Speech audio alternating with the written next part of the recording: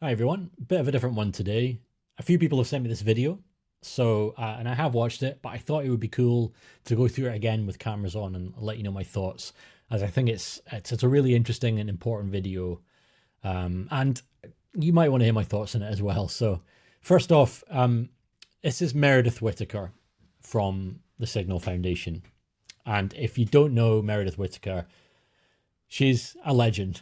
So I'm probably going to agree with her on most of this in all likelihood. But let's see what she has to say about agentic AI and her take on privacy and where it's going.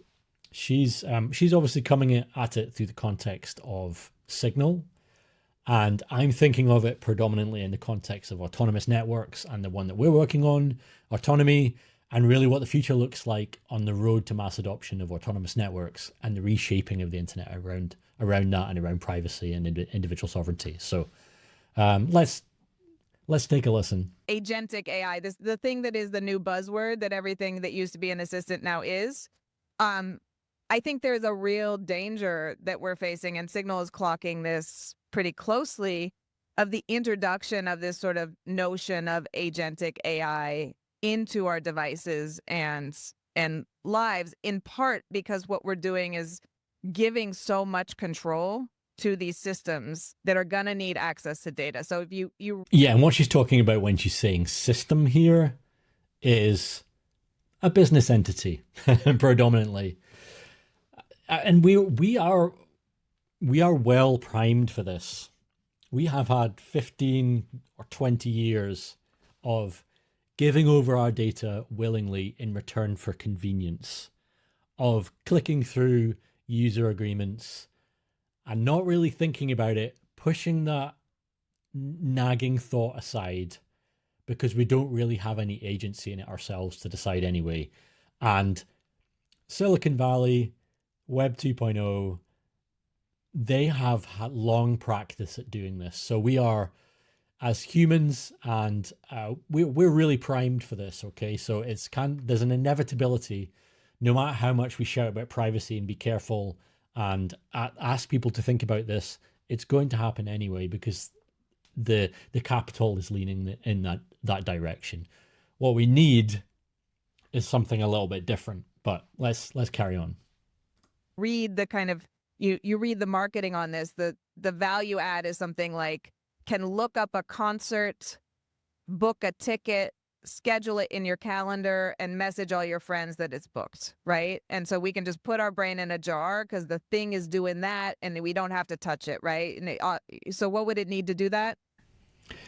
Okay, so I can understand the skepticism, obviously, but as someone who really loathes organizing groups of people and navigating the Ticketmaster gig booking trauma fest, I am here for these kind of tools to allow me to get stuff done. Um, and this to me isn't so much as putting your brain in a jar, although there are elements to AI where people are doing that. I will come back to why it's actually way worse than putting your brain in a jar, this context. But in terms of getting things done, there are many applications to agentic AI which are super useful, and I am ready for. I would love to be able to concentrate, and I'm sure many of you would as well, and focus on what drives me and what excites me and creativity, and offload a lot of busy work to machines that are really good at doing busy work. The privacy around that is something else, and of course she will come on to that. Well, it would need access to our browser, an ability to drive that.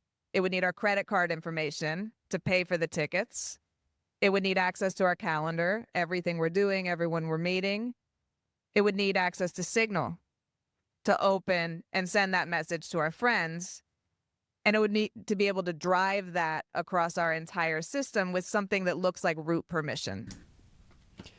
Yeah, this is she's obviously pointing to the real dangers here, and in some ways it is, as she's alluding to, it's way worse than just putting your brain in a jar for 15 minutes. and letting a machine do these things for you, tasks that you may not want to do. It's not putting those skills aside, just not just de-skilling yourself. It's not really putting that brain in a jar in that sense.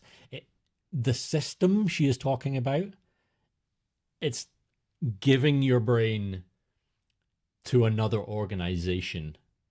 There are eyeballs on the other side of these systems, and there are many other organizations that may have access to this data because it is now out of your control. And this is the real danger. And all of these different systems are able to combine that information in ways that are really quite incredible. Small businesses and individuals now have the power to be the NSA. This is kind of what we're talking about. And this is why it's kind of 5-alarm fire territory. Accessing every single one of those databases probably in the clear, because there's no model to do that encrypted. And if we're talking about a sufficiently powerful model, AI model that's powering that, there's no way that's happening on device, even though on device isn't a prophylactic, isn't going to really solve a lot of those issues. That's almost certainly being sent to a cloud server where it's being processed and sent back.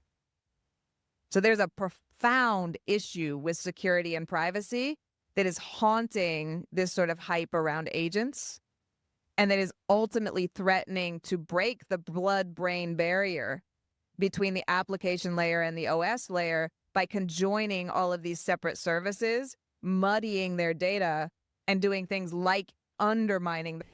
Yeah, I love this metaphor of the blood-brain barrier because it's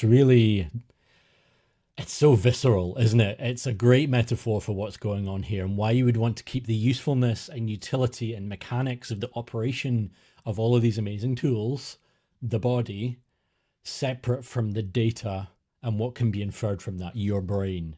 And that really directly translates into your own thoughts and your own personal being and your autonomy.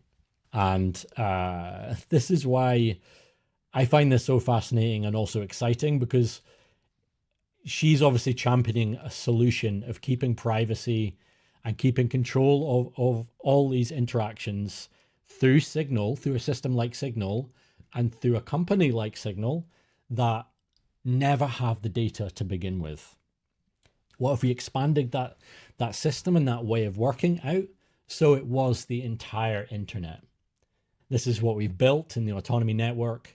And, we feel this is the future of how secure communications and how the web should function as a whole. If all data was secure, encrypted, at rest and in flight, and was in your hands and you held the keys to it, and the processing of that happened client side and you remained in control of it. So you could think of it like a peer-to-peer encrypted secure system like Signal, but expanded out for the whole web. She's pointing at something really, really important here, and scratching at the surface of something that's being built in the background, something like Autonomi, where we can expand those architectures out to encompass any type of data and any type of communication system, not just a single ecosystem, but the whole system.